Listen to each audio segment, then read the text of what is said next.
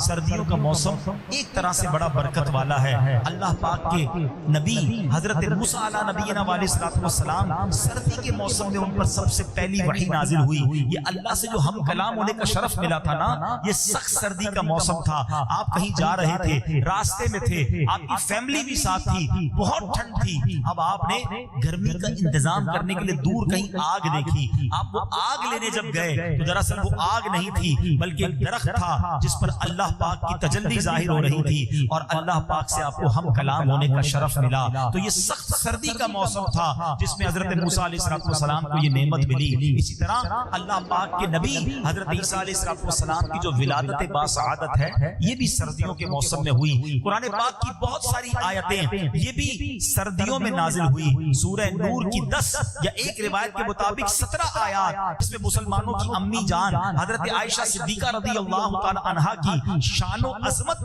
اور آپ کی عزت و پاک دامنی کا بیان ہوا۔ یہ آیات بھی سردیوں میں نازل ہوئی۔ غزوہ احزاب جسے غزوہ خندق کہا جاتا ہے، میں اللہ سے دعا کرتا ہوں اللہ آپ کو جلدی جلدی مدینے کی حاضری عطا فرمائے۔ ادھر جب جائیں گے نا، خمسہ مساجد اب کہتے ہیں، پہلے وہ 7 مساجد تھی۔ یہ غزوہ احزاب غزوہ خندق بھی بڑا نرالا غزوہ تھا۔ سیدنا سلمان فارسی رضی اللہ تعالیٰ عنہ نے ایک نیا آئیڈیا پیش کیا، آج تک کبھی یہ آئیڈیا یہ اسٹریٹجی نہیں اپنائی گئی تھی۔ انہوں نے کہا حضور کیا ایسا نہیں ہو سکتا، ہم خندق کھود لیتے ہیں، دشمن ہم تک پہنچ ہی نہیں سکے گا، پیچھے پہاڑ ہوگا، آگے خندق ہوگی، اس میں آگ لگا دیں گے۔ آئیڈیا بڑا پسند آیا، مگر ایسا تو تھا نہیں کہ کانٹریکٹ دے دیا جاتا، مزدور آتے، مشینیں لگتی اور خندق کھد جاتی۔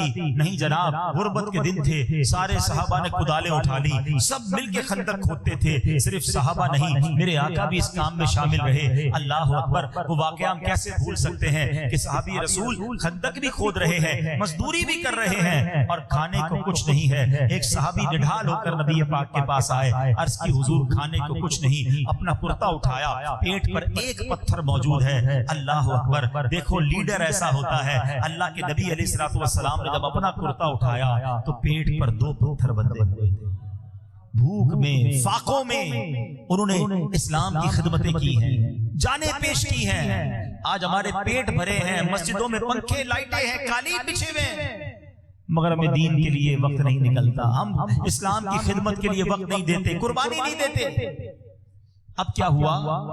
کئی دنوں تک یہ محاصرہ رہا، کافر ادھر ہیں، مسلمان اندر ہیں، مگر وہ جانے کے لیے تیار نہیں ہو رہے۔ انہوں نے کہا کبھی تو آگ بجھے گی، کبھی تو موقع ملے گا، یہ بھوکے پیاسے رہیں گے، ہم ان پر قبضہ کر لیں گے۔ مگر پھر کیا ہوا؟ اللہ نے سخت سردی کی راتیں تھی، ایسی مدد بھیجی، ایک ایسی آندھی آئی جو ان کے خیموں کو اڑا کے لے گئی، ان کے برتن اڑا کے لے گئی، ان کے پیر جمنا مشکل ہو گئے۔ سرد رات ہو اور ٹھنڈی ہواؤں کی آندھی آ جائے تو وہ تہس نہس کر کے رکھ دیتی ہے۔ بہرحال وہ سارے کے سارے دشمنان خدا و مصطفیٰ اپنا سامان سمیٹ کر بھاگ گئے اور اللہ نے مسلمانوں کی حفاظت فرمائی۔